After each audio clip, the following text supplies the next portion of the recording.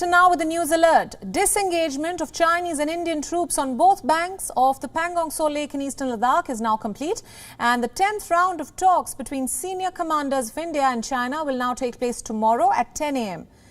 For more on this story, now let's go to our principal diplomatic correspondent Siddhant Sibal. Siddhant, thanks so much for joining us. Now we are getting updates that the disengagement of troops at the border is complete. What more can you tell us about the same?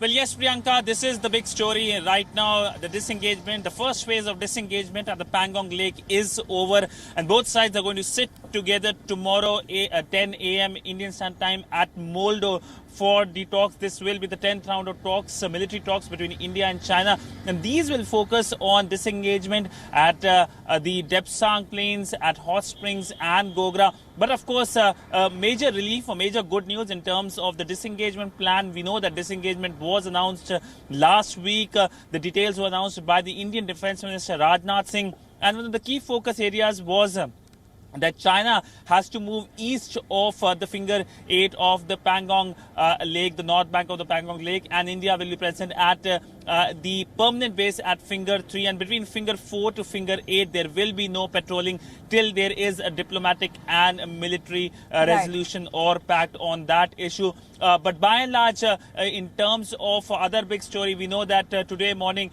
China accepted that it lost soldiers at the Galwan. That is another story which is, of course, coming at a time of this disengagement news coming out, and, of course, the talks for further disengagement. Right. Now, Siddhant, we know that, as you just pointed out, senior commanders from both sides are meeting tomorrow. And what can we expect from this high-level meeting?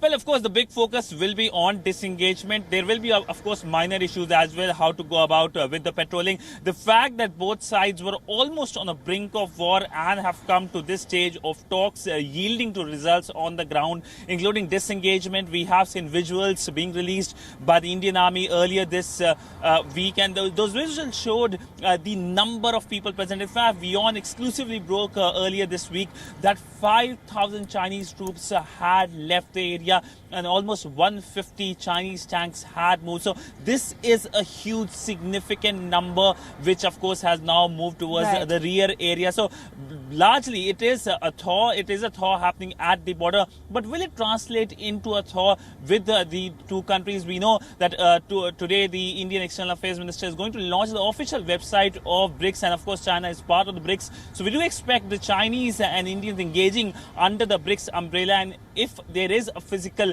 summit that will of course happen in India, we can also see the Chinese President Xi Jinping visiting the country. Right, Siddhant, just wrapping up our discussion here. Now, the year 2020 was a turbulent one for ties between India and China, of course. Will we see a shift in this relationship after the disengagement? And a bigger question, of course, will China abide by the rules of the disengagement?